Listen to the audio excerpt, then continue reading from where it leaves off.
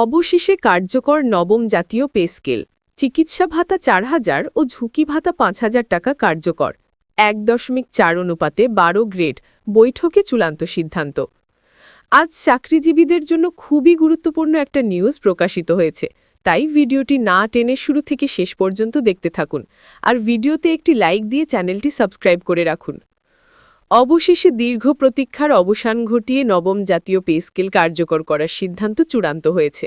দীর্ঘদিন ধরে সরকারি চাকরিজীবীদের দাবি, আলোচনা, মতবিনিময় ও বিভিন্ন ধাপের যাচাই বাছাইয়ের পরে এই নতুন বেতন কাঠামো বাস্তবায়নের মাধ্যমে বাংলাদেশে সরকারি বেতন ব্যবস্থায় এক নতুন যুগের সূচনা হল।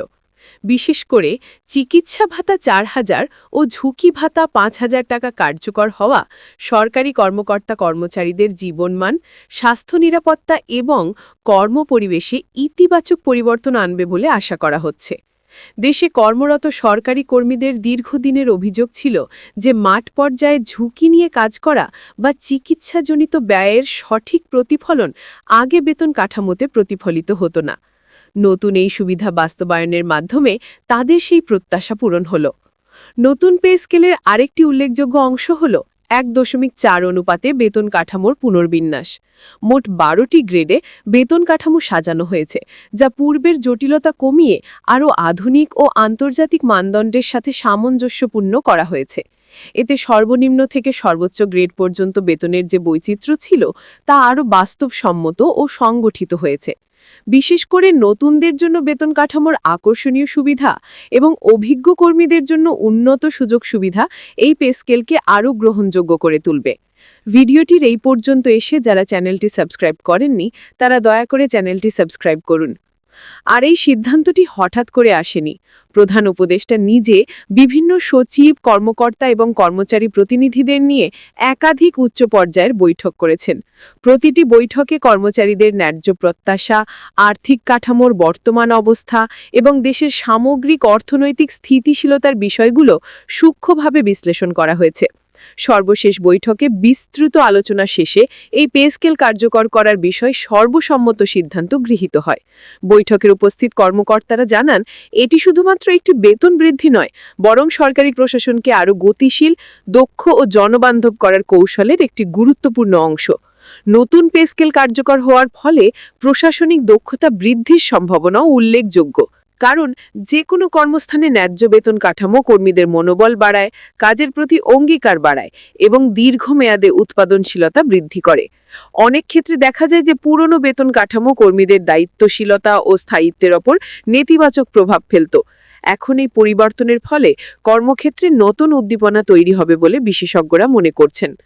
এর পাশাপাশি চিকিৎসা ভাতা ও ঝুঁকি ভাতা কার্যকর হওয়া একটি যুগান্তকারী সিদ্ধান্ত।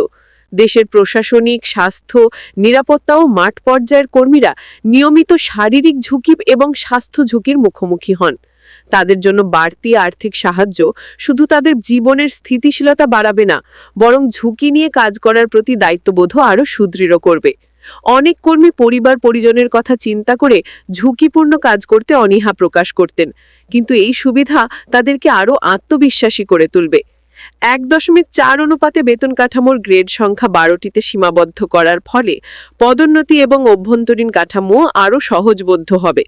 আগে বিভিন্ন সময় বিভিন্ন অস্পষ্টতা থেকে অসন্তোষের সৃষ্টি হতো, এখন তা কমে আসবে বলে আশা করা হচ্ছে। একই সাথে নতুন গ্রেডিং সিস্টেম কর্মীদের দক্ষতা বাড়াতে এবং মেধাভিত্তিক অগ্রগতি ত্বরান্বিত করতে সহায়ক হবে। প্রধান উপদেষ্টার নেতৃত্বে এই চূড়ান্ত সিদ্ধান্ত শুধু বেতন কাঠামোই নয়, সরকারি সেক্টরের নীতি উন্নয়ন প্রক্রিয়ার প্রতিফলনও। তিনি কর্মীদের মতামতকে সর্বোচ্চ গুরুত্ব দিয়ে একটি স্থায়ী ও কর্মী বান্ধব কাঠামো তৈরি করার লক্ষ্য সামনে রেখেছেন।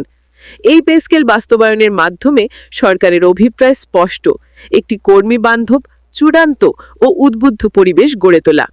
সামগ্রিকভাবে নবম জাতীয় পে স্কেল কার্যকর হওয়া শুধু একটি আর্থিক সিদ্ধান্ত নয়, বরং একটি দীর্ঘমেয়াদী প্রশাসনিক সংস্কারের অংশ। বাংলাদেশের সরকারি চাকরিজীবীদের দীর্ঘ প্রত্যাশিত এই পরিবর্তন নিঃসন্দেহে তাদের জীবনের স্বস্তি ও নতুন সম্ভাবনার দ্বার খুলে দিল। ভবিষ্যতে ইতিবাচক ফলাফল আরও বিস্তৃতভাবে প্রতিফলিত হবে বলে আশা করা যাচ্ছে।